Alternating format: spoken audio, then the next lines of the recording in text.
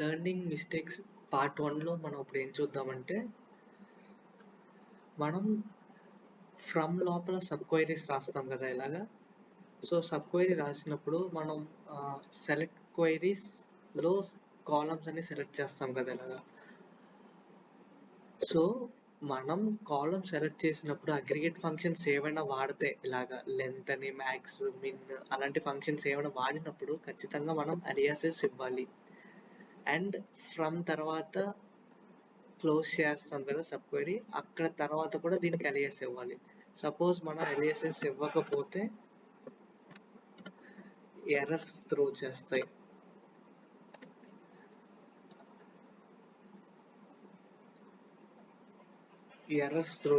ఇలాగా. అండ్ మనం సపోజ్ దీనికి అలియాస్ ఇచ్చి, సబ్ క్వైరీకి అలియాస్ ఇచ్చి, కాలమ్ నేమ్స్కి అలియాస్ ఇవ్వకపోతే సబ్ క్వైరీలో కాలమ్ నేమ్ మనం అలియాస్ ఇవ్వలేదని చెప్పి లైక్ వార్నింగ్ మెసేజ్ వస్తుంది. సో ఈ ఎర్రర్ని మీరు కరెక్ట్ చేసుకోండి నెక్స్ట్ టైం చేసినప్పుడు. Thank you.